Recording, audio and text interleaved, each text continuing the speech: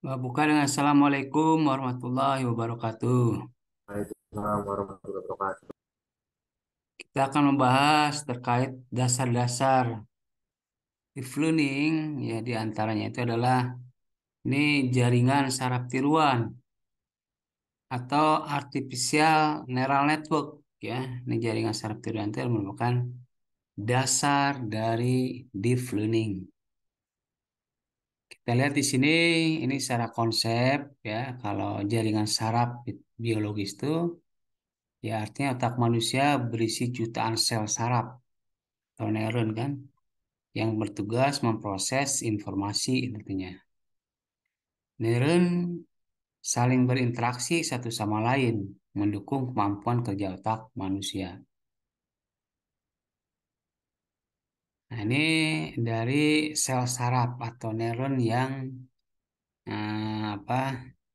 divisualisasikan, ya. Ini ada dendrit, ada akson, ada badan sel, ada inti sel, ada sinapsis. Artinya arsitektur daripada saraf kita itu kalau divisualisasikan kurang lebih begini. Kita lanjut ke hal yang lebih intinya.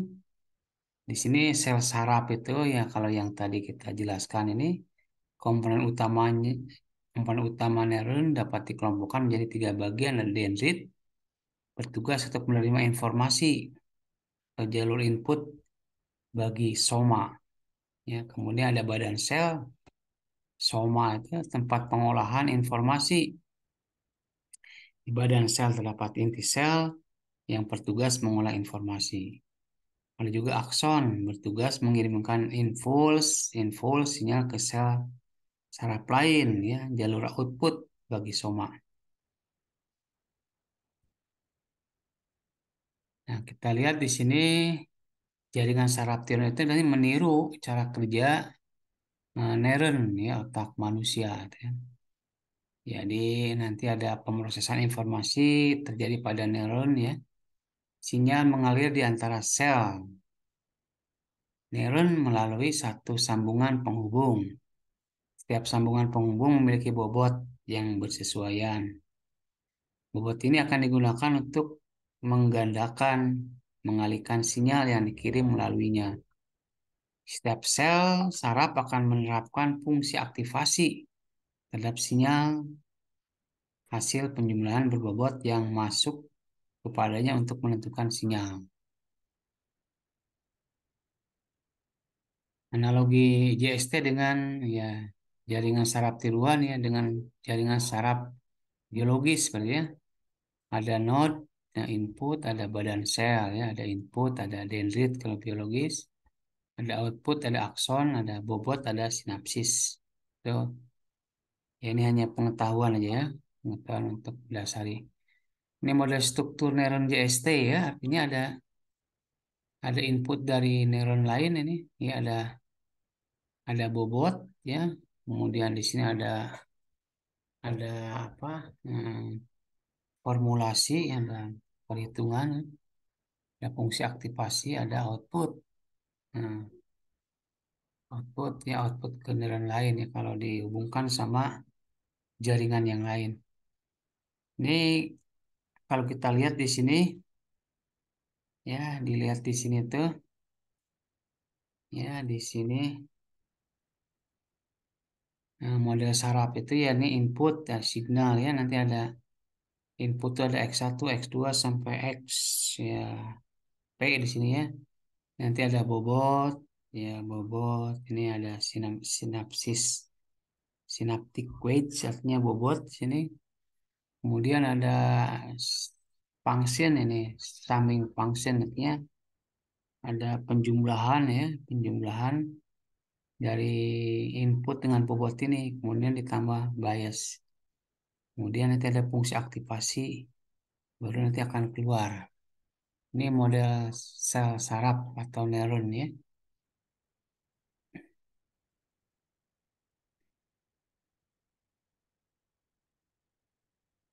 Kemudian ini ke bawahnya ini secara matematis itu,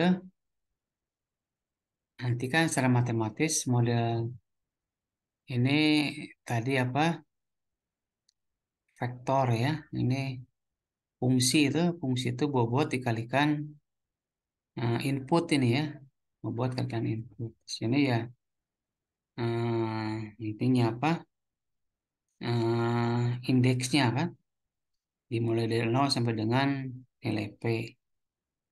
Kemudian ini adalah outputnya nih kan. Outputnya tuh YK. Ini ada function.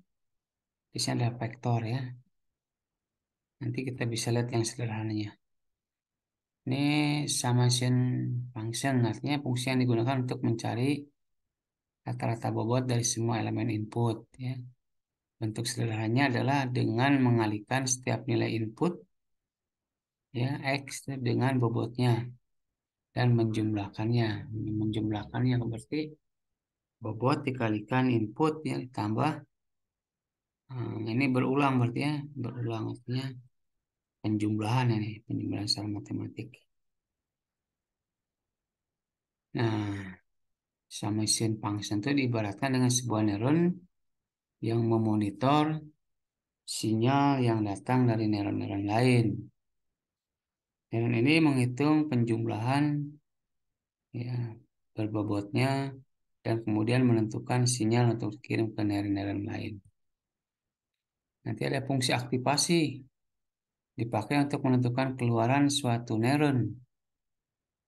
Merupakan fungsi yang menggambarkan hubungan antara tingkat aktivasi internal yang mungkin berbentuk linier atau non-linier.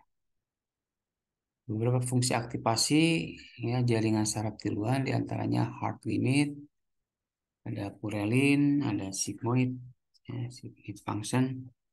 Yang populer digunakan adalah fungsi sigmoid function yang memiliki beberapa varian.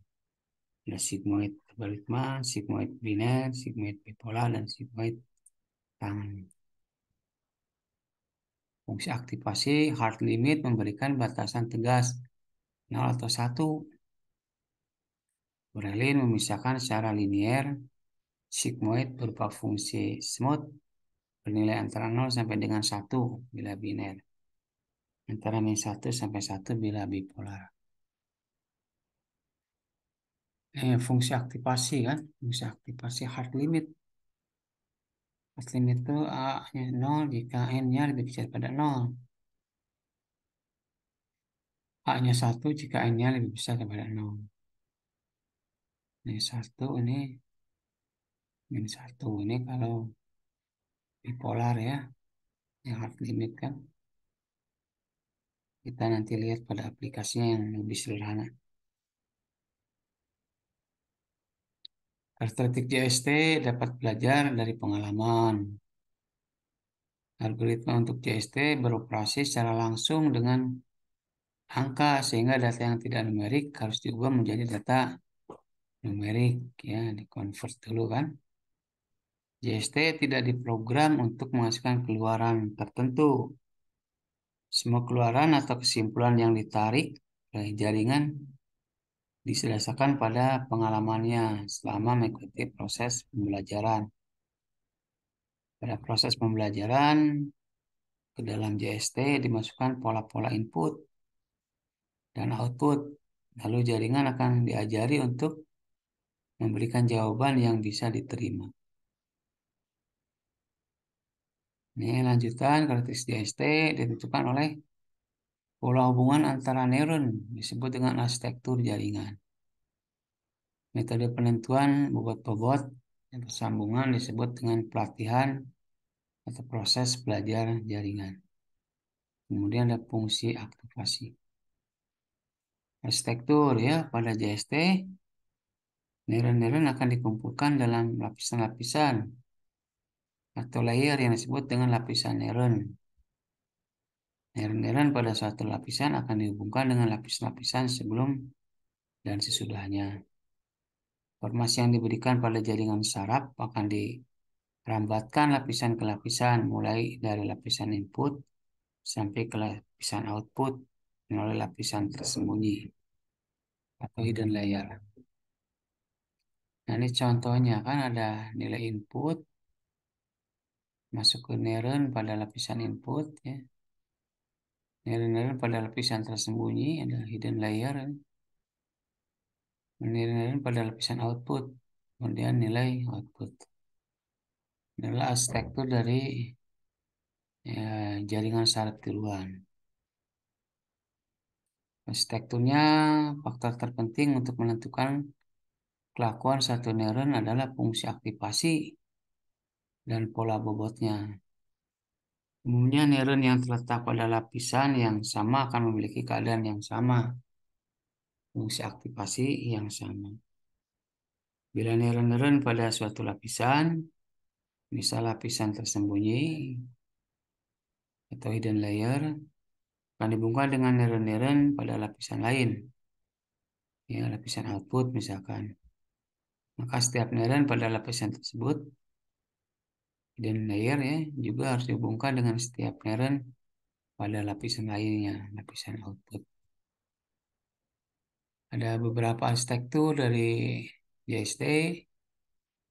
Ada jaringan dengan lapisan tunggal, ya single layer berarti.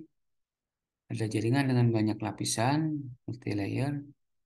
Ada jaringan dengan lapisan kompetitif. Single layer hanya memiliki satu lapisan dengan bobot-bobot terhubung. Jaringan ini hanya menerima input, kemudian secara langsung akan mengolahnya menjadi output tanpa harus melalui lapisan tersembunyi. Single layer net, ya beberapa besar. Hubungan antara dua neuron ditentukan oleh bobot-bobot yang bersesuaian. Semua unit input akan dihubungkan dengan setiap unit output. Ini single layer ya, artinya ada nilai input masuk ke lapisan input. Ya, ini ada matrik bobot. Kemudian lapisan output. Ya, ini single layer berarti. Lapisan outputnya. Ini nilai output di sini. Multilayer memiliki satu atau lebih lapisan ya, yang terletak di antara lapisan input dan lapisan output. Dan lapisan bobot yang terletak antara dua lapisan yang bersebelahan ya. Jaringan dengan banyak lapisan ini dapat menyelesaikan permasalahan yang lebih sulit daripada lapisan tunggal. Tentu saja dengan pembelajaran yang lebih rumit. Ini disebut dengan multi layer. Ini ada nilai input, ada lapisan input sini, ada matrik ya, ada lapisan tersembunyi hidden layer. Dan layernya bisa terdiri dari dua neuron atau tiga neuron ya. Kemudian matrik bobot kedua, ini lapisan output. Competitive net, sekumpulan neuron bersaing untuk mendapatkan hak menjadi aktif. Umumnya hubungan antara neuron pada lapisan kompetitif ini tidak diperlihatkan pada diagram arsitektur. Ini competitive net, ya contohnya. Proses pembelajaran jaringan, cara belajarnya nih JST itu, ke dalam JST diinputkan informasi yang sebelumnya telah diketahui hasil keluarannya. Jadi pasangan input dan output dimasukkan dalam JST. Artinya input dan outputnya sudah diketahui. Penginputan informasi ini dilakukan lewat node-node atau unit-unit input. Bobot-bobot antar koneksi dalam suatu arsitektur diberi nilai awal dan kemudian JST jalankan. Kemudian proses pembelajaran jaringan ya. Bobot-bobot ini bagi jaringan digunakan untuk belajar dan mengingat suatu informasi. Ya, pengaturan bobot dilakukan secara terus-menerus dan dengan menggunakan kriteria tertentu sampai diperoleh keluaran yang diharapkan. Hal yang hal yang ingin dicapai dengan melatih mengajar JST adalah untuk mencapai keseimbangan antara kemampuan memorisasi dan generalisasi. Proses pembelajaran jaringan, jadi kemampuan memorisasi sama dengan kemampuan JST untuk memanggil kembali secara sempurna sebuah pola yang telah dipelajari. Kemampuan generalisasi adalah kemampuan JST untuk menghasilkan respon yang bisa diterima terhadap pola-pola input yang serupa, namun tidak identik dengan pola-pola yang sebelumnya telah dipelajari. Metode pembelajaran JST ada yang disebut dengan supervised learning, artinya pembelajaran terawasi, ada unsupervised learning, pembelajaran tak terawasi, ada hybrid ya gabungan dengan pembelajaran terawasi dan terawasi ya hybrid. Nih, contohnya kan pembelajaran terawasi itu output yang diharapkan telah diketahui sebelumnya. Contohnya ini JST untuk mengenali pasangan pola. Misalkan pada operasi gerbang logik AND. Ya kan ini polanya itu kalau gerbang logik AND itu kalau inputnya X1-nya 0, X2-nya 0, tentunya targetnya 0 kan. Kalau X1-nya 0, X2-nya 1, targetnya 0. Kalau X1-nya 1, X2-nya 0, targetnya 0. Ini kalau 1, 1, 1. Ini adalah pola yang akan dipelajari oleh JST. Jadi pasangan input ya, dan outputnya sudah diketahui. Sehingga nanti si JST akan belajar ya akan belajar dari pola yang ada. Si JST harus bisa menghasilkan ya kalau dikasih nilai 0 dan 1 ya nanti keluarnya 0 outputnya. Ini apa namanya? Hmm, itu apa pasangan input dan output dari pola target yang N.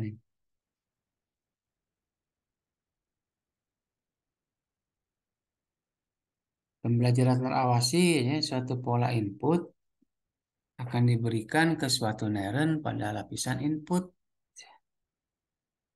Pola ini akan dirambatkan di sepanjang jaringan saraf hingga sampai ke neuron pada lapisan output. Lapisan output ini akan membangkitkan pola output yang akan dicocokkan dan disesuaikan dengan pola output targetnya. Jika ada perbedaan, berarti masih ada error. Jika errornya terlalu besar, perlu dilakukan pembelajaran lebih banyak.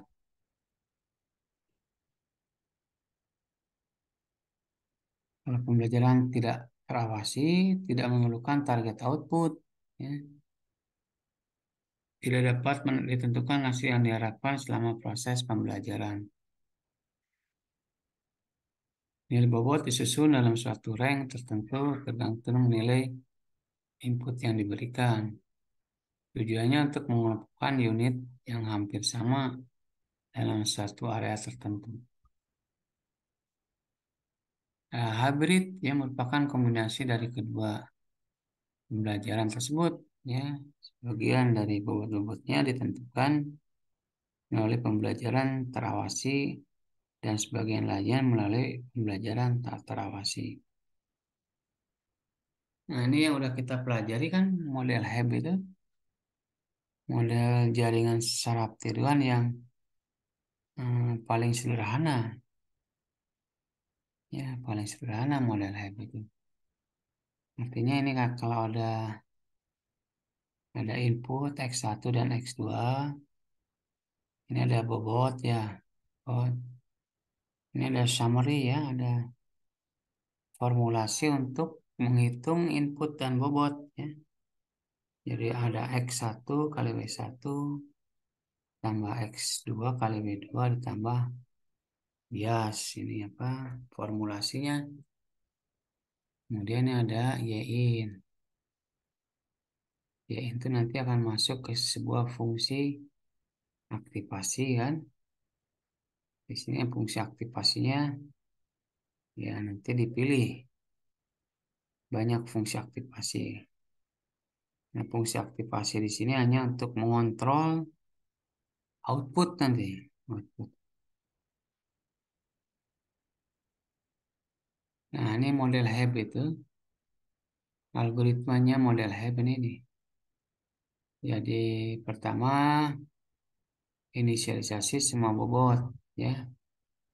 W1 dengan 0 kan berarti bobot ini W1, W2 diisi dengan 0 ya.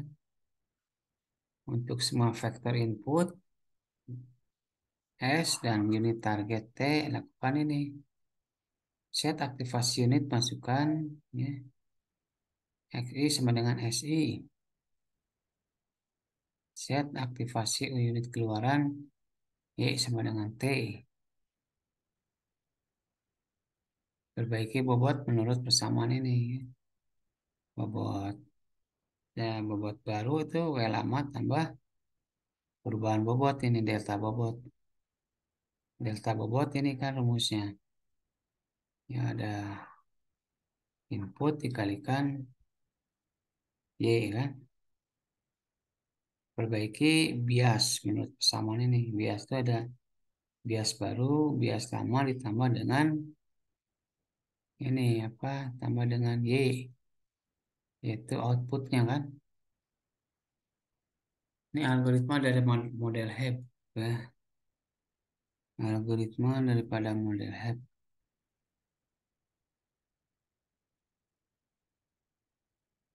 Nah, kita akan mencoba mengenali ini. Ya, kita akan mengenali pola huruf X dan huruf L. Huruf X dan huruf L. X, huruf L. Jadi bagaimana nanti JST mengenali pola pola ini kan? Pola huruf X dan huruf L. Jadi huruf X ini ada lambang ini apa? Pagar, nol pagar ya. Ini taruhlah X kan. Dan kalau L ini gini L ya, bentuknya. L. Sekarang kita lihat bagaimana si JST ini bisa mengenali pola ini, pola pola pagar ya dengan nol. Bagaimana caranya? Dengan nanti dia bisa mengenali pola huruf X dan huruf L. Kita lihat ya ini artinya ada permainan angka ya. Ini tanda pagar itu adalah direpresentasikan untuk angka 1 berarti. Ini pagar itu 1, ini adalah 0. Oh, itu adalah min 1. Min 1 berarti ini polanya pola bipolar ini. Ya, ini di tanda pagar direpresentasikan sebagai 1. Sedangkan ini yang huruf O ini adalah min 1. Sedangkan outputnya X itu adalah 1 ya, di setting 1. L itu adalah di setting min 1. Jadi kuncinya di sini ya. Untuk bisa mengenal membedakan pola huruf X ini dan huruf L, itu kan nanti huruf X dan huruf L-nya itu dibuat ini ini dalam bentuk di tanda pagar dengan nol ya. Ini belum ke image kan, tapi baru di convert dulu ke bilangan numerik nanti, belum ke arah image. Ini L, ya L juga ya. Berarti ini matriknya harus sama ya, matriknya itu 3 kali 3 berarti 9 ya, 9 baris. Ya, artinya ada tiga baris ya, dengan 3 kolom ya. Ini juga sama ada 3 baris, ada 3 kolom ya. Artinya polanya dibuat sedemikian rupa ya oleh analis oleh kita. Kemudian nanti disimbolkan, direpresentasikan bahwa ini adalah mewakili angka satu yang tanda pagar ini angka min satu ya. Tuh, sama. X ini adalah nanti ya direpresentasikan sebagai angka satu, LT adalah min satu. Sehingga nanti JST akan bisa mengenali pola ini, pola simbol ini, simbol pagar dan simbol. Nah ini ya. Nah, coba dilihat ya, dipahami ini. Pahami berarti kalau yang tanda pagar ini adalah satu ya. Tanda nol ini adalah min satu. Buat. Sedangkan X adalah nanti satu X tuh. L adalah min satu. Kemudian kita punya fungsi aktivasi ya. Fungsi aktivasinya adalah Y akan bernilai satu jika Y ini adalah lebih besar sama dengan nol. Y sama dengan min satu jika Y ini adalah lebih kecil daripada nol. Jadi Y itu Y ini yang ini, Y ini yang ini. Ya, dia akan bernilai satu jika lebih besar dari Y ini itu lebih besar dari nol, akan bernilai satu ini. Fungsi aktivasi kan. Jika Y ini lebih kecil daripada nol, maka Y-nya adalah min satu. Itu algoritmanya begitu, algoritma dari Heb itu. Algoritmanya begitu kan. Berarti nanti input di sini itu adalah ya tergantung dari itu. Kalau tanda pagar berarti satu kan. Ya kalau tanda pagar, kalau tanda tanda apa? Tanda nol berarti min satu. Bobotnya nanti dibuat sedemikian rupa, masuk ke formula di sini, ke perhitungan, ya. Artinya nanti ada perkalian X1, X1 kan tadi satu bisa dikalikan W0 tambah bias satu kan. Ini Y ini ya, kita kembali lagi ke sini. Ini rumus-rumus ini harus dipahami kan berarti. Pahami ini. Masuk ke sini berarti. Nah, kita kan akan mencoba kan. Nanti kalau bisa menggunakan Python kan. Mencoba mengenali ya huruf X dan huruf L. Huruf X dan huruf L. Huruf X-nya. Nah, kalau dibuat begini huruf X-nya. Ini huruf L. Ya. Dibuat matrik berarti matriknya 3 kali 3 9 berarti ya. Nah, ini dibuat ini. Aturannya begini, aturannya dari X.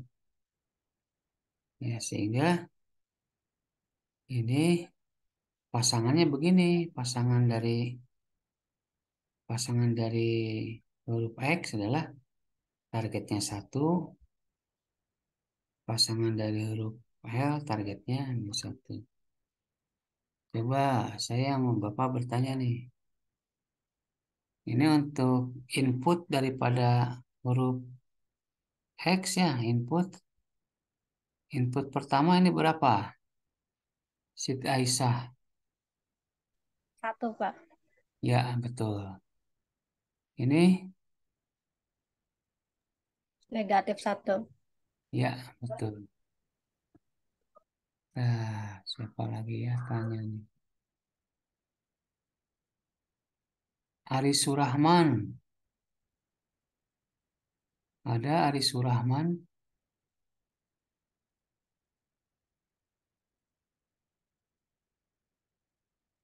Raihan. Ada Raihan. Aditya. Wah, pada kemana nih? Adrian. Hadir, Pak. Ya, sip, Adrian.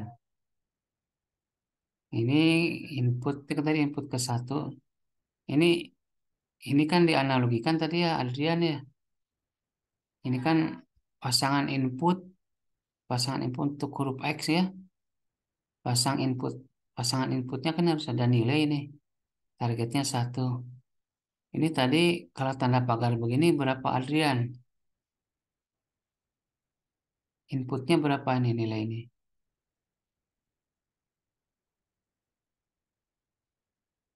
Wah, kemana Adrian? Imanda, ada Imanda?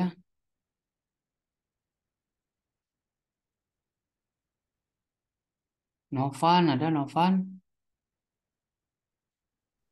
Ada, Pak. Ya, Novan, ini input untuk huruf X ya. Ini input ke satunya berapa nih? Yang ini. Nilainya berapa ini? Novan. Eh, berapa ya? Kemana Novan? Kan ini Novan di atas ini. Ya, ini kan diwakili kalau tanda pagar, Satu. ya satu. Kalau nol, X. nol min satu ini. Novan ya. Kan kalau dalam neural network itu, pasangan input outputnya sudah diketahui tuh, ya kan? Iya. Nah, ini berarti ini kan huruf X Novan ya. X nih ceritanya. Kan harus dikasih input itu. Ini input yang pertama ini berapa ini Novan? Satu. Betul. Ini Negatif. negatif Eh, negatif satu. berapa? Negatif satu, Pak. Ya, betul. Ini Itunya tuh satu. betul. Itu satu. Ini nol berapa nih? Negatif satu. Betul. Itu Ini satu. ini nol berapa? I. Ya, Berapa ya? min satu ini. Ya, ya, ya. Ya. Berapa ya? Coba Imanda, ada nggak Imanda? Ini berapa nih Imanda? Ada, Pak. Ini berapa Imanda nih? Satu. Betul. Ini Min satu. betul. Ini Satu. iya. Nah, jadi begitu nanti di polanya itu begitu dibuat sedemikian rupa ya. Kan nanti targetnya satu. Ini target dari apa satu itu Imanda? Apa, Pak? Ini target dari apa nih satu ini? Target dari Y. Eh, ya. Dari X ini. Oh ya, X. X ya. Ya, oke coba. Aris Surahman ada nggak Aris Surahman? Ada Aris Surahman? Mana Aris Surahman nih?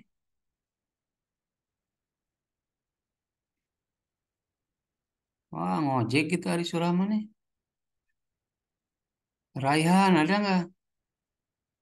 Hadir, Pak. Iya, mantap, Raihan. Ini kemudian input yang kedua, Raihan. Ini kan polanya begini ya. Ini pola huruf apa ini, Raihan? Itu satu. Enggak, pola huruf apa ini? Pola huruf satu. Enggak, pola huruf apa? Huruf Ya, L ini.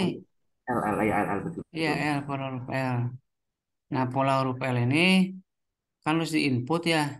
Ya, Ini apa, Raihan? Ini input berapa nih? outputnya satu. Iya, betul. Ini, Min satu. betul. Ini, Min satu, Pak. betul. Ini, Satu. betul. Ini, Min satu. Ini? Min satu, min. Ya, Negatif, oke. Ini? negatif satu.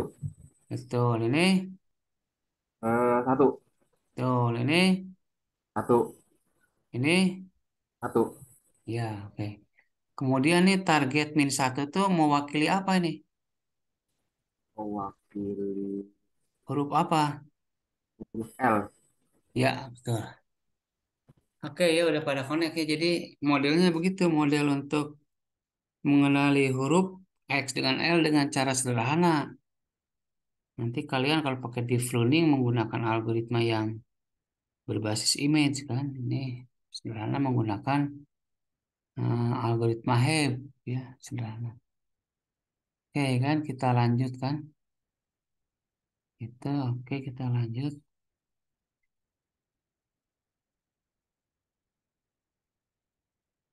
Nah, jadi kita lebih perjelas ini, diperjelas ya. Jadi input pertama kalian tadi udah bisa ya. Satu min satu satu. Ini input yang pertama tadi. Input yang ini kan. Input yang ini. Ya, satu min satu satu.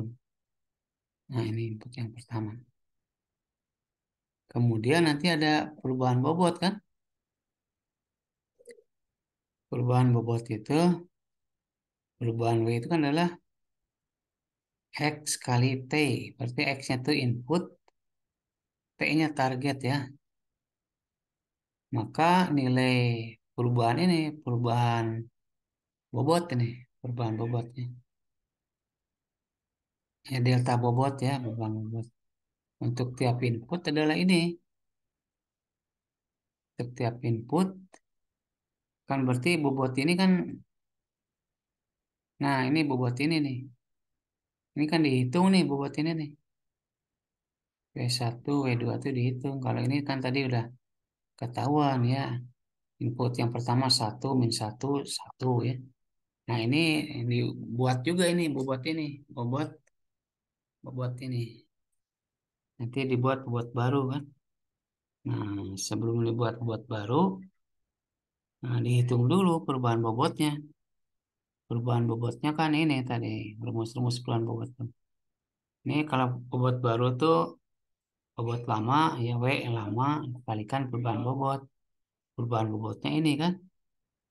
Ya X kali Y kan. Nah ini di sini berarti.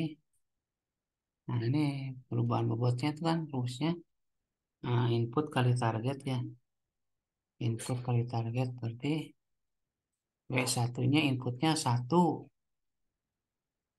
Targetnya adalah target dari ini huruf input 1 itu apa targetnya tuh? Ini 1 kan targetnya. Ya, ini kan input ke 1 ini. Targetnya kan 1. Ya, 1 kan. Ya, 1 kan. Kemudian yang kedua, ini inputnya min 1 dikalikan target min 1. Ya, ini hampir tidak berubah ya. Hampir sama kan karena X kali target. Karena targetnya 1 ya. Sehingga nah, ini perubahan bobot nanti tinggal dimasukkan kan. Bobot lama ditambah perubahan bobot. Bias sekarang bias itu adalah bias dikalikan target ya. Biasnya kan kalau biasnya 1 ini dikalikan target 1 jadi 1. Biasnya tuh biasnya hanya 1 di sini. Nah ini biasnya hanya 1 kan. Hanya 1 kalau perubahan bobotnya banyak nanti nih. Disesuaikan dengan input kan kalau perubahan bobot itu. Bobot itu disesuaikan dengan input yang ada. Kalau bias hanya 1.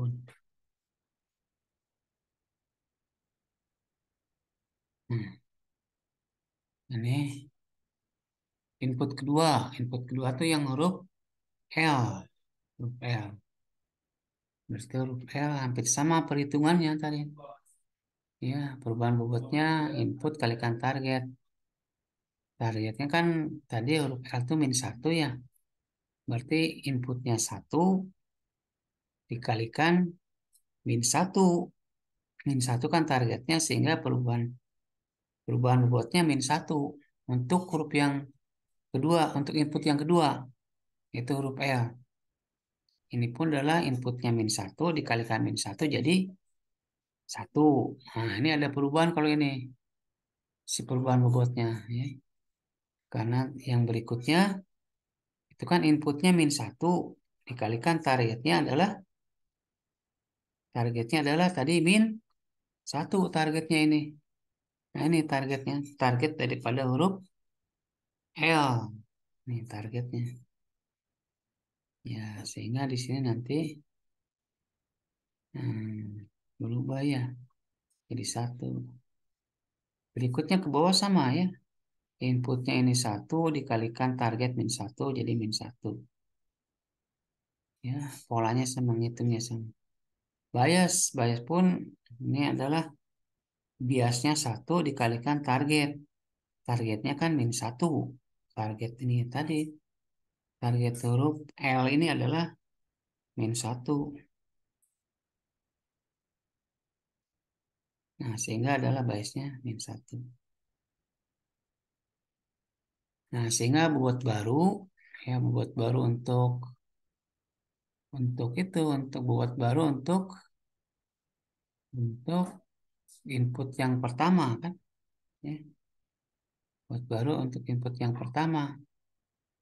Bobot baru kan W lama, ya coba lihat rumusnya bagaimana. Perubahan bobot tuh, perubahan bobotnya, ya.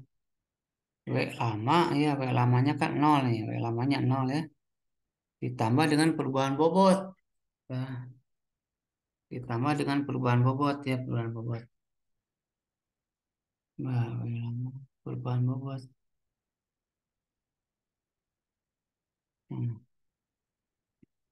W lama ya.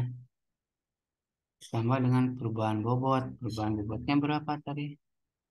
W lamanya 0. 1.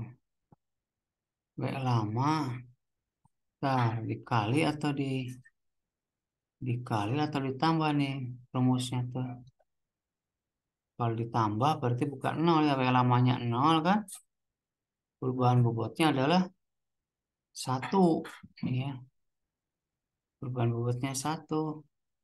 Berarti di sini harusnya perubahan bobot lama kan 0. Perubahan bobotnya 1, harusnya 1 di sini ya. Kenapa di sini? Oh, ini perubahan bobotnya di sini ya. Nih. Bobot lamanya ini kan bobot baru ini. Nah, bobot barunya ini ya. Perubahan bobotnya ini kan min 1. Min 1 nih, perubahan bobotnya 1, min 1. Min 1. Min 1, bobot lamanya 0. Ditambah perubahan bobot min 1, harusnya min 1. Min 1 ya, oke. Nah, coba nanti dianulir nih ya. Yang kedua, bobot yang kedua kan sama juga, bobot lamanya 0 kan. Tambah perubahan bobotnya 1, berarti harusnya 1. Nah,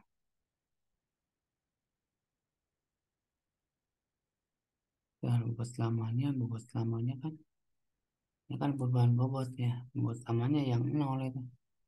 Kalau di setting 0 kan.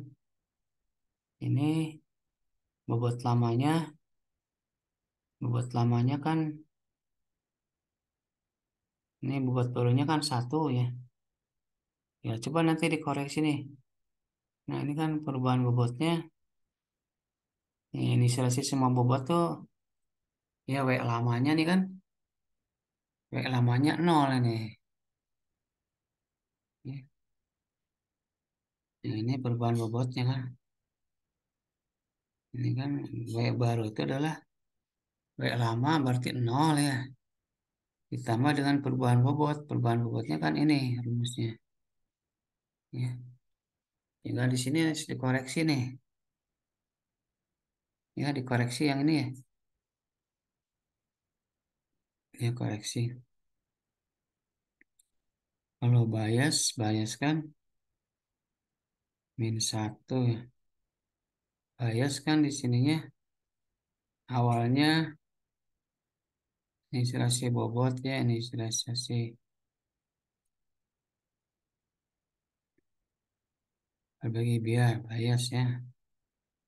Bias lama tambah Y tambah Y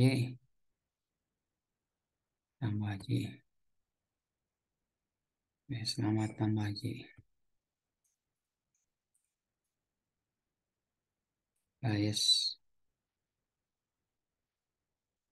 Biasnya kan ini -1 ya. -1. Ini biasnya -1. Ini perubahannya kan dikalikan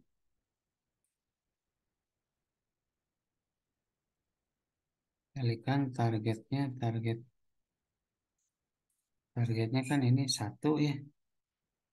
1. Coba kalikan 1 ya, bias. B lama tambah Y. B lama tambah Y. B lama tambah Y. Y-nya targetnya kan 1 nih. Yang ini.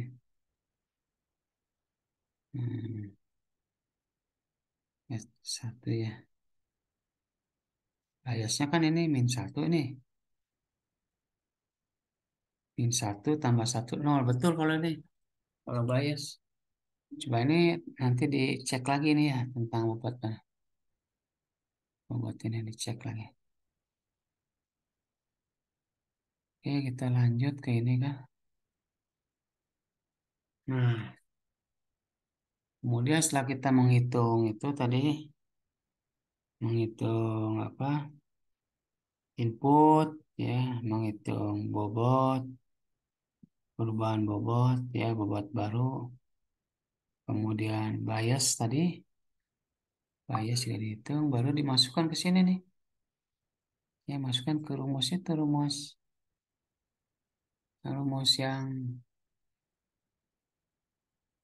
yang itu, rumus yang ini nih. Nah, rumus yang ini. Ya, ini rumusnya kan, ada yang nulis nggak ya rumus ini kan? Rumus ini kan ya artinya ini Y ya, Y sama dengan ini XI kali WI tambah X. Ya, artinya X1 kali W1 ditambah X2 kali W2 kemudian X3 kali X3. Sebentar ya lagi ngajar. Ini kan rumusnya ya, sambil tulis ya rumus ini ya. Rumus ini kan artinya Y di sini ya, Y ini kan ya, Y itu sama dengan ini. X1 dikalikan W1 ditambah X2 dikalikan W2 ditambah X3 kalikan W3 ditambah X4 kalikan W4 tambah bias. Ini rumusnya nih. Masuk nanti ke fungsi aktivasi ya. Fungsi aktivasinya nanti di sini jika Y in-nya lebih kecil daripada 0 berarti -1 ini di sini.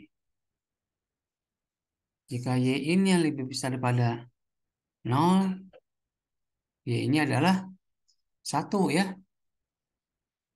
Nah, itu kalian sambil nulis juga. Sehingga kalau nulis. Nah, kita aplikasikan ke sini.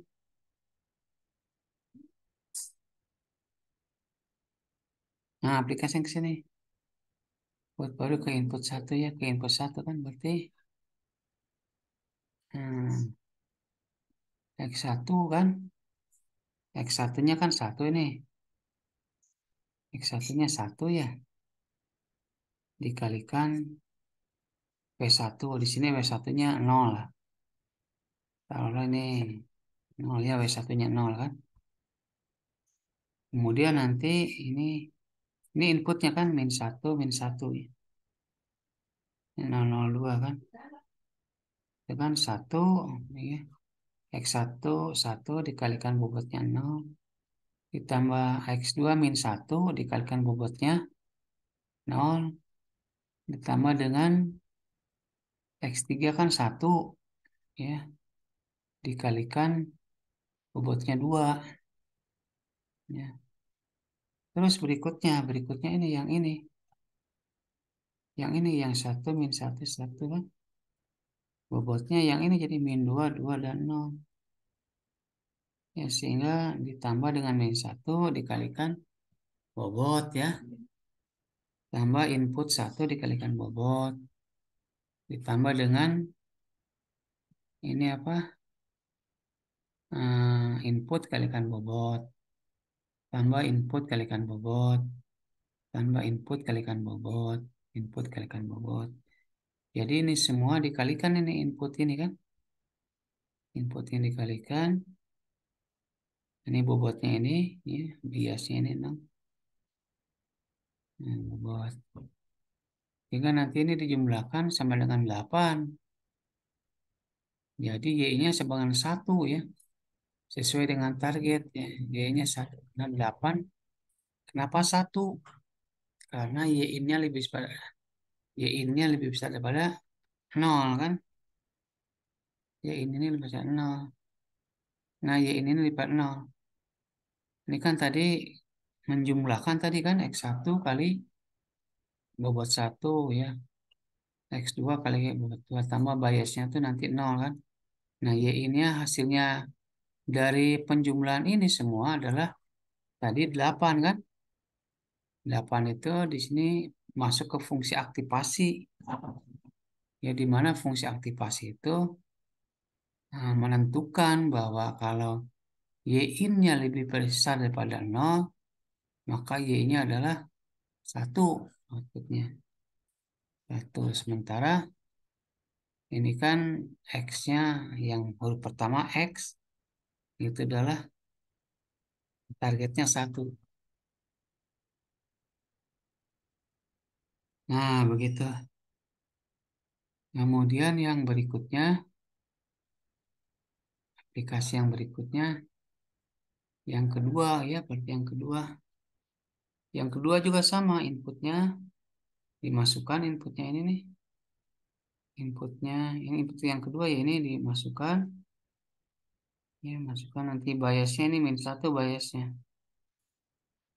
Biasnya. Kemudian bobotnya sama nih, bobotnya digunakan yang ini. Yang ini. Sehingga input dikalikan bobot, tambah input kalikan bobot, tambah input kalikan bobot, tambah input kalikan bobot, tambah input kalikan bobot, input kalikan bobot, sama input kalikan bobot, yang semua ditambahkan, yang ditambah dengan ini ya, biasnya nanti biasnya berapa? 0 ya, nggak pengaruh ya, tambah dengan bias 0 itu nggak pengaruh, berarti di sini -8. -8 itu ya karena Y ini itu lebih kecil daripada 0, maka Y ini adalah 1, jadi sesuai dengan target. Nah, jadi input yang kedua ya, setelah dites di sini, input yang kedua dimasukkan di sini. Masukkan input yang kedua diproses itu dia. Ada biasnya 0, keluar di sini Y ini itu -8 tadi. -8 sehingga nanti di sini adalah hasilnya -8, jadi outputnya adalah 0. Nah, gitu.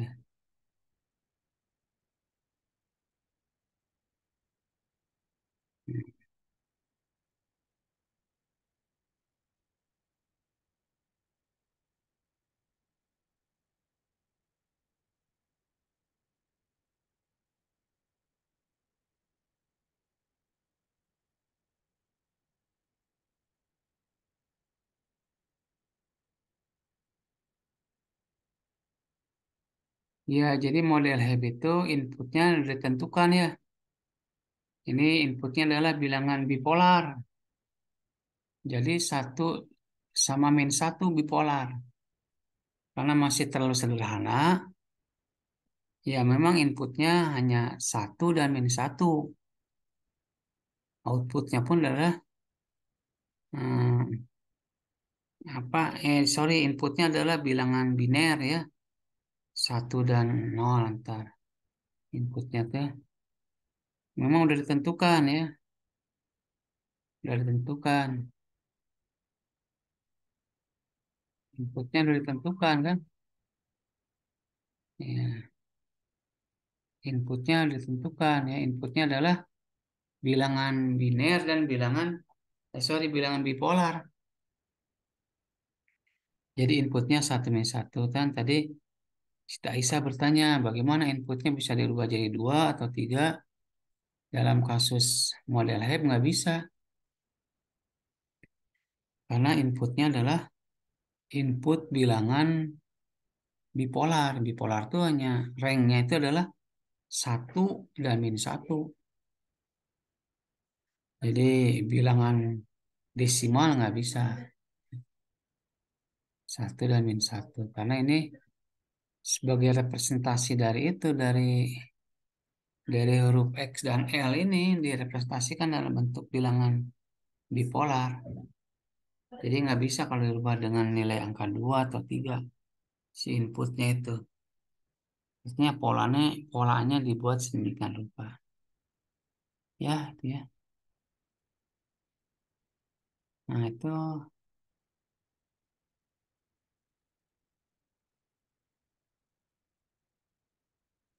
Nah, itu ya, Pak.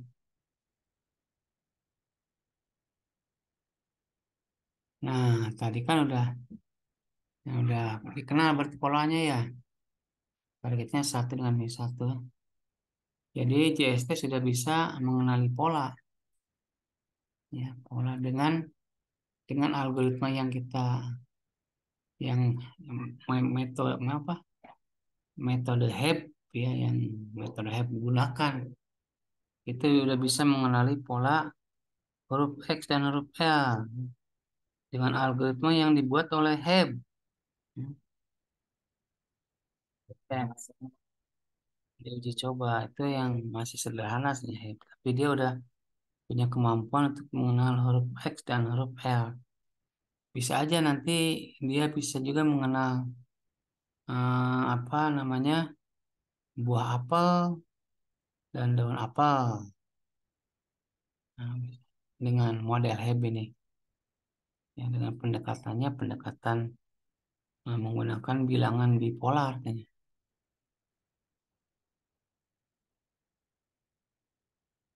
Ya, jadi JST sudah bisa mengenali pola.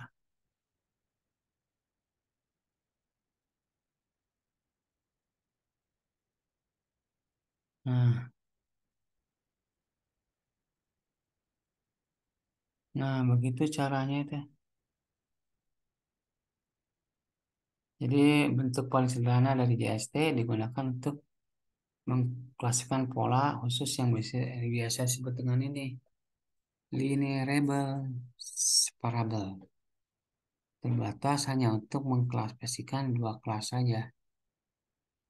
Ya, tadi itu apa pertanyaan Siti Aisyah? Ya, inputnya nggak bisa dirubah jadi 2 atau 3 karena inputnya itu adalah bilangan bipolar, input dan outputnya. Nah, ranknya bilangan bipolar itu adalah 1 dan -1. Ya, nggak bisa yang lain.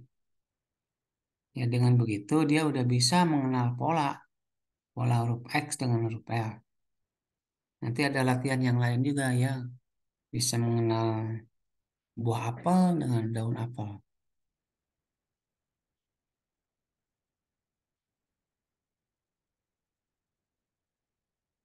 Nah, mungkin itu dulu sementara ya. Kondisi fisik Bapak belum fit ini. Kita masuk nanti ke algoritma perseptron, algoritma yang lebih itu dari itulah, lebih cara pembelajarannya lebih bagus dari HEB tentunya, karena dia perseptron itu melibatkan error nanti. Nah, nanti bisa membedakan buah apel dengan buah jeruk, bisa juga nanti ya modelnya dengan menggunakan itu ya, menggunakan apa?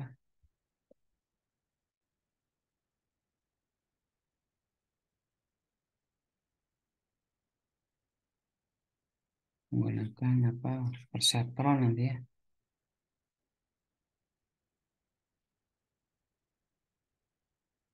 Ya, coba tugas sementara aja nanti dia. Tugas kan. Nah, coba dengan menggunakan model HEB ya, menggunakan model HEB ya tugas. Nah, buat algoritma yang bisa membedakan antara buah apel dengan buah jeruk. Ya, coba tugasnya ya. Nanti minggu depan kita bahas juga ya, menggunakan model HEB dengan menggunakan model perseptron. Coba pendekatannya dengan pendekatan yang tadi ya. Pendekatan yang ya, itu mungkin ada pertanyaan nggak ya? Untuk KBM yang sekarang sama pergantian hari ya waktu itu nggak, Pak? Pergantian yang mana? Ya waktu hari raya sama yang bapaknya sakit. Oh iya. Oh, penggantiannya nanti bisa diatur lah waktunya kapan ya. Nantilah kalau Bapak udah fit, ya udah fit betul. Ini belum fit Bapak juga ini. Belum fit, nanti kalau udah fit bisa agak lama ya. Kirain di absensinya nanti sampai pertemuan 3 sampai 5. Oh gitu. Bisa nggak gitu? Ini udah berapa jam tadi sekarang ya? Sampai 15.30. Sekarang jam berapa ya? 14.30, Pak. Oh tuh masih ada 1 jam lagi. Jadi kayaknya Bapak udah nggak ini apa? Udah.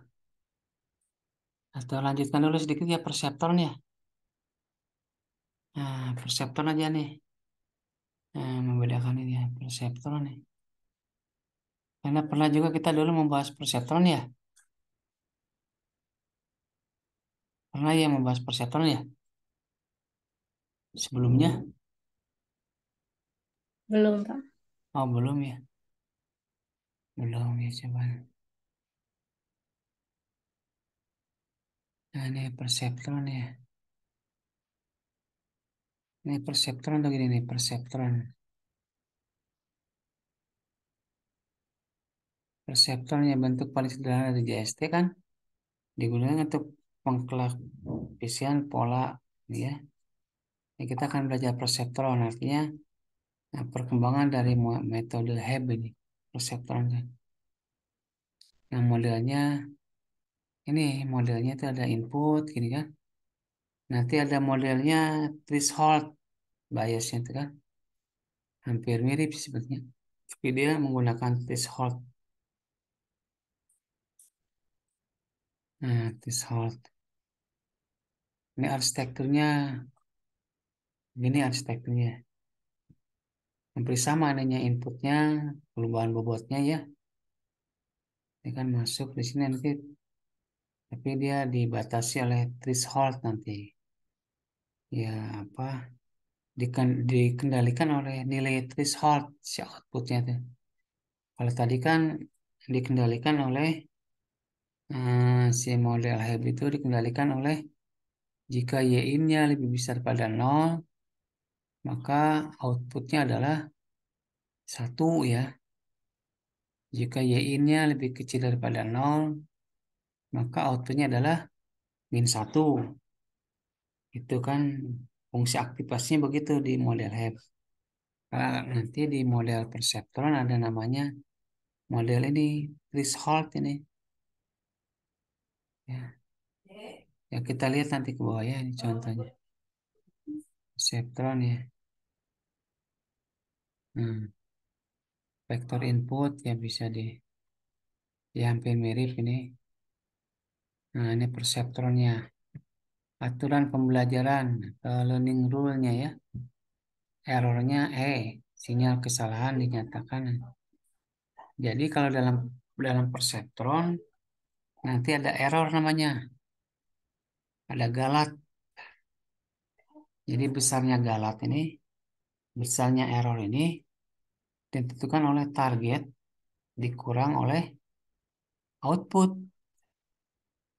Target, misalnya kalau targetnya 1, kalau outputnya 0,8, berarti errornya 1 dikurang 0,8, berarti errornya 0,2 atau 20%. Tuh, kurang lebih begitu. Nah, di mana jika errornya 1, maka W baru, W lama tambah X. Sama dengan yang tidak. Jika errornya min 1, maka W baru, W lama dikurang X. Jika errornya 0, maka W baru sama dengan W lama. Ya. Karena errornya 0. Jika maka W baru. Jadi W baru sama dengan W lama ditambah error dikali X. Ini ya, perbedaan W barunya. W baru, kalau W baru, W lama ditambah itu error ya. Itu error itu ini nilai ini target dikurang Y ini. Nah, ini itu adalah error. T itu target, X itu input, Y itu output, W itu bobot ya. Ini keterangan lebih detail ya, keterangan target ya. Nah, kita akan masuk ke contoh kasus saja sekarang. Kita akan membedakan buah apel dengan buah jeruk ya. Bagaimana si perseptron itu mempunyai algoritma, mempunyai aturan, sehingga dia dengan algoritma dan aturan yang dia punyai bisa mengenal buah apel dengan buah jeruk ya. Bisa membedakan ya, bisa mengklasifikasi ya. Apel ya ini diasumsikan dibuat hipotesis berarti kan apel itu targetnya 1, jeruk itu targetnya adalah 0. Nah, memang ini inputnya berasal dari sensor ya, jadi melibatkan sensor nih kita. Ini udah image processing berarti. Ya diasumsikan ya ada. Jadi satu sensor warna, kalau merah itu 1, tidak merah adalah 0. Berarti sensor ya. Sensor bentuk bulat adalah 1, tidak bulat adalah 0. Itu algoritmanya. Sensor tekstur kasar adalah 1, tidak kasar adalah 0. Nah, ini nanti kan bisa membedakan kalau tekstur dari jeruk dengan apel beda ya. Bentuk juga sama, warna juga sama. Nah, jeruk tuh nggak ada yang warnanya merah jeruknya. Rata-rata kuning. Itu artinya dikenali dulu apa variabel-variabelnya atau fitur-fitur namanya. Fitur-fitur yang bisa menentukan ya klasifikasi klasifikasi itu klasifikasi apa klasifikasi klasifikasi apa? Apel dengan jeruk kan. Jadi kita bisa membuat asumsi kan. Terdapat dua input ya. Dapat input dan target tentunya. Ini pertama adalah input apel dan berikutnya input jeruk. Nah, input apel kan dia warnanya merah. Satu berarti kan apel. Kemudian bentuknya. Kalau apel kan bulat. Berarti satu. Teksturnya. Sensor tekstur. Apel adalah tidak kasar ya. Apel itu no. Nah itu dia kemampuan ya menentukan itu juga. Menentukan fitur. Artinya menentukan apa karakteristik yang bisa menggambarkan objek yang terkait ya fitur-fitur yang punya korelasi yang kuat ya terhadap target korelasi yang dalam bidang apapun harus ditentukan dulu apa fitur-fitur yang punya korelasi yang kuat.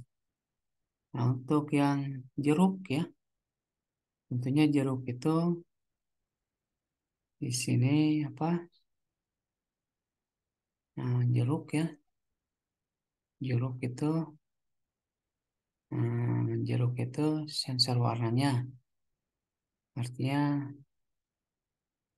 tidak merah kalau jeruk kan berarti nol sensor bentuk ya jeruk itu bulat ya berarti satu sensor tekstur ya kasar berarti satu targetnya adalah nol. Ini adalah fitur-fitur yang bisa dijadikan pasangan input dan output untuk melakukan pembelajaran dengan menggunakan algoritma perseptron. Nah,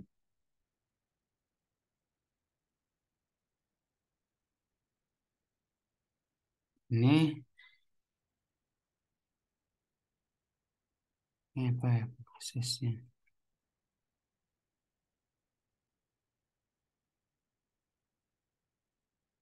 Nah, kita lihat dulu nih.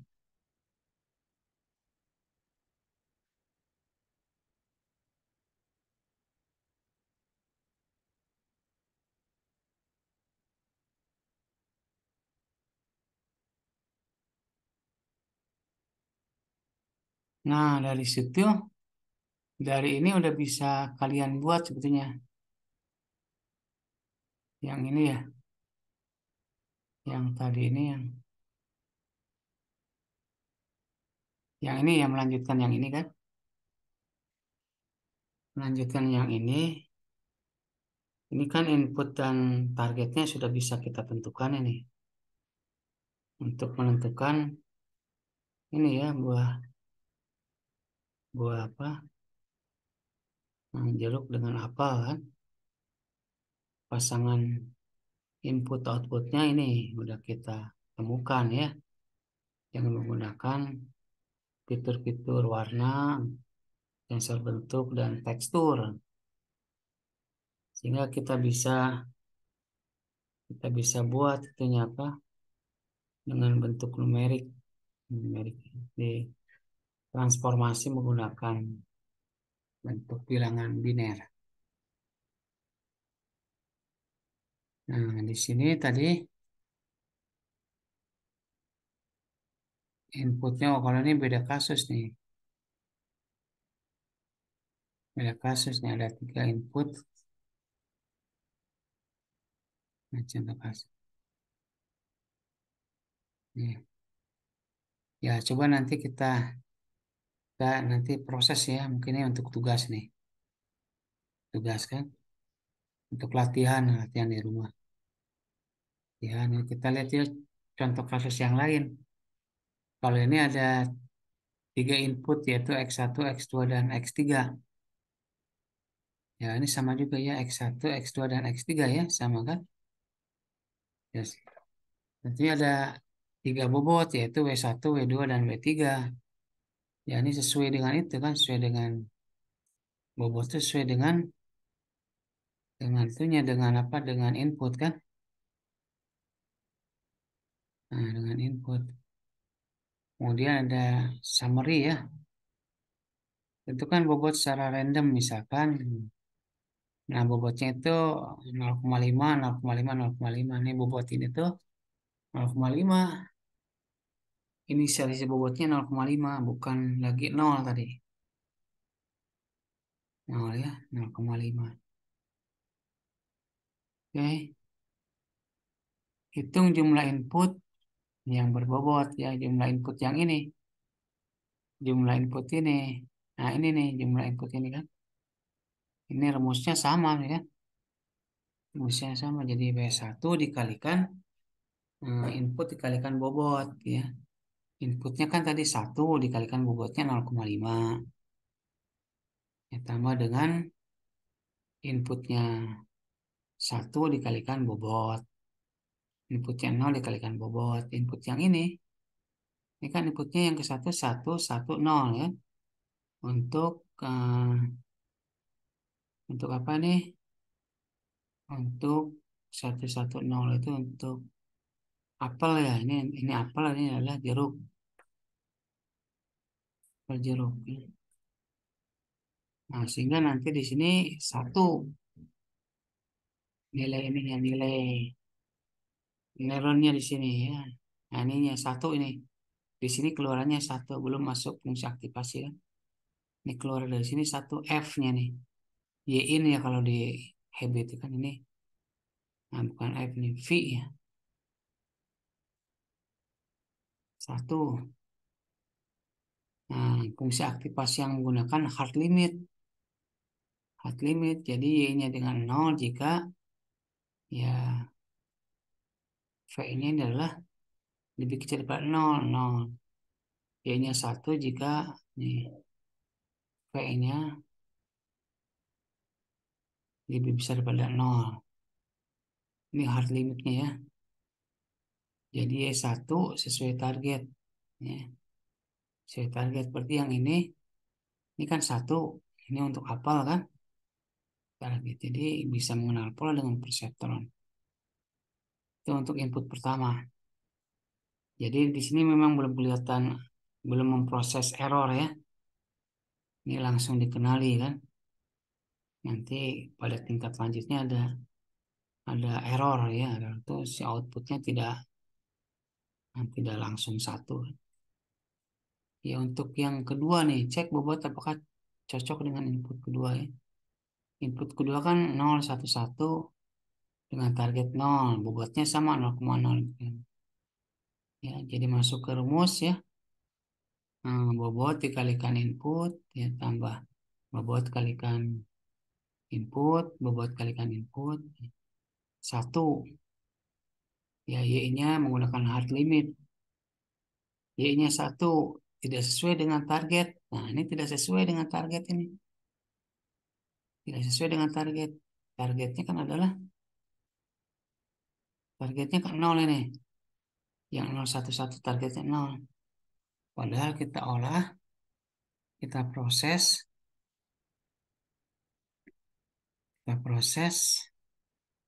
dan itu adalah yang input yang kedua ini 1 ya. 1 ini kan lebih sebenarnya 0. Lebih karena jadi nilainya 1 tidak sesuai dengan target kernel.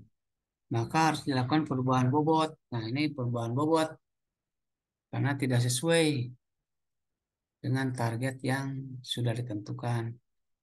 Targetnya 0, padahal ininya adalah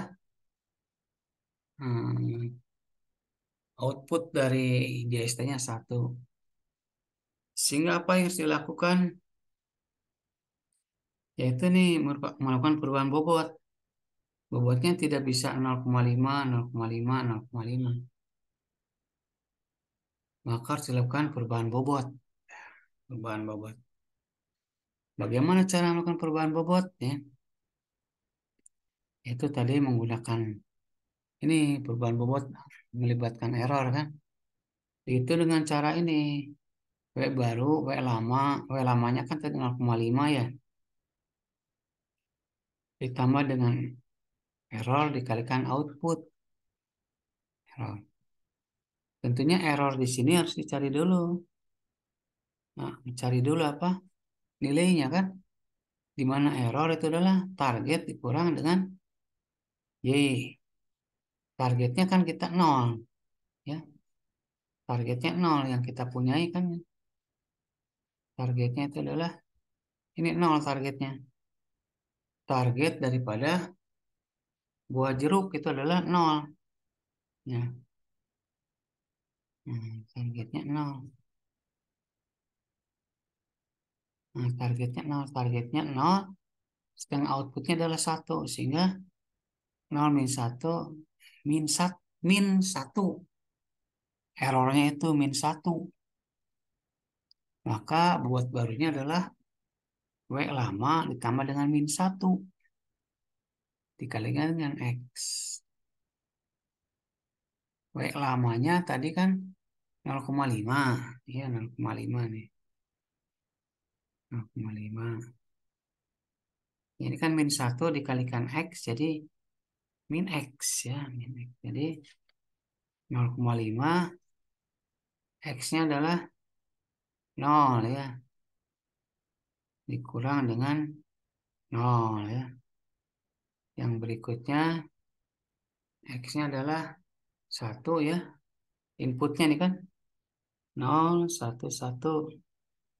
Sehingga perubahan bobotnya bagaimana? Perubahan bobotnya adalah ini 0,5 min 0,5 min 0,5. Ini bobot baru. Nah, ini bobot ini akan kita gunakan pada itu apa? Input buah jeruk tadi. Menggunakan bobot yang ini, bobot yang setelah dilakukan perubahan bobot baru. Apakah masih bisa mengenal pola nggak? Outputnya 0. Kalau outputnya 0 berarti pembelajaran berhenti. Karena sudah mengenal pola. Kita masukkan sekarang. Kita masukkan ya. Hitung artinya beli ya. Hitung dengan bobot yang baru. Artinya kan bobot yang baru. Bobot pertama 0,5 dikalikan 0. Tambah bobotnya kan minus 0,5 sekarang. Ini bobot baru minus ya. 0,5 kalikan input 1 jadi ini min ya. Hasilnya nanti min 0,5 ditambah dengan ini min 0,5 kali 1 min 0,5. Sehingga dijumlahkan jadi min 1. Menggunakan hard limit. Kalau min 1, hard limitnya min 1 itu sama dengan 0. Jadi sesuai dengan target sekarang. Udah sama berarti. Dengan dilakukan perubahan bobot, maka sudah bisa mengenal pola. Karena hasil daripada perseptron menghasilkan nilai 0. Nah, coba sekarang cek bobot yang baru dengan input pertama. Coba input pertama harusnya sesuai juga. Kalau tidak sesuai berarti si jaringan belum bisa mengenal pola. Belum bisa mengenal apal berarti ya. Tadi kan 0,5 bobotnya dikalikan inputnya 1 ya. Kemudian ditambah dengan ini perubahan bobotnya minus ya. Kalikan input. Tambah ya min 0,5 dikalikan output. Hasilnya ini penimbulannya 0 ya. Ya ini hard limitnya 0 ya. Berarti kan lebih besar sama dengan 0 itu sama dengan 1. Sehingga sesuai dengan target. Sehingga bobot yang terakhir yang dihasilkan itu bisa digunakan untuk mengenal buah apel dan mengenal buah jeruk. Ya, dengan menggunakan perseptron kita sudah bisa mengenal buah apel dan buah jeruk. Itu modelnya begitu.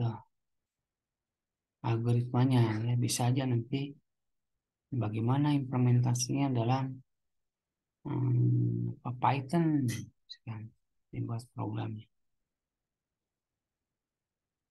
Ya itu materi kita mungkin sekarang sampai perseptron ya, dari model Hebb, perseptron, dan contoh kasus huruf X dengan L untuk model Hebb, dan kasus mengklasifikasikan atau membedakan buah apel dengan buah jeruk dengan menggunakan algoritma perseptron. Silakan kalau ada beberapa pertanyaan atau diskusi sebelum kita akhiri perkuliahan ini. Mungkin untuk tugas yang algoritma jeruk dan apelnya di kolom komentar YouTube Bapak aja, tak, Pak? Jeruk dan apelnya ya, komentar aja. Komentar.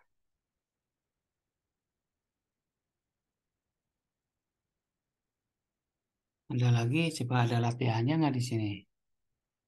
Setelah itu. Yang 2 pembahasan ya hari ini ya. Bisa aja karena 2 pembahasan.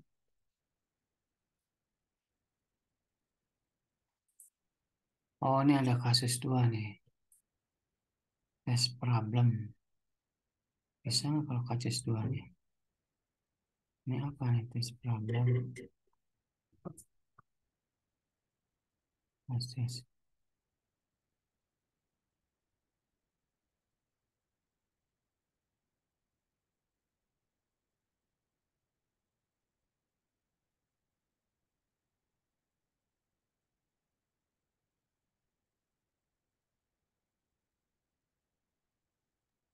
Pak, di semester ini tidak ada smart learning, jadi nanti materinya dikirimkan kemana, Pak?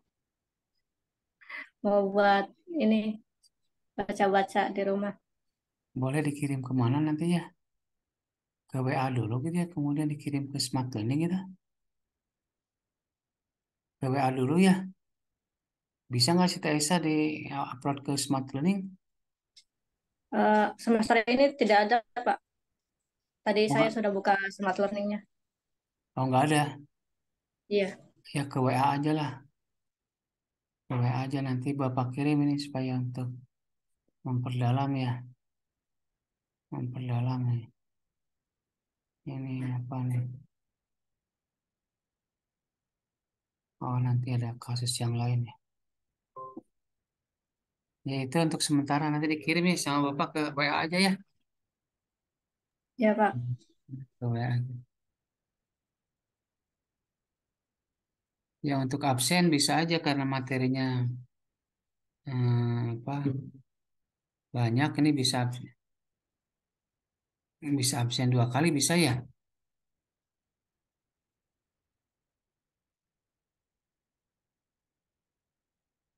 Ya nanti Bisa. Bapak kirim. Tapi belum belum konfirmasi ke BAK-nya. Ini pertemuan keberapanya. Oh iya, ya konfirmasi aja ya. Ya, Pak. Ya baik, untuk sementara perkuliahan kita sampai sini Bapak tutup dengan bila taufik walhidayah. Assalamualaikum warahmatullahi wabarakatuh. Waalaikumsalam warahmatullahi wabarakatuh. Waalaikumsalam warahmatullahi wabarakatuh.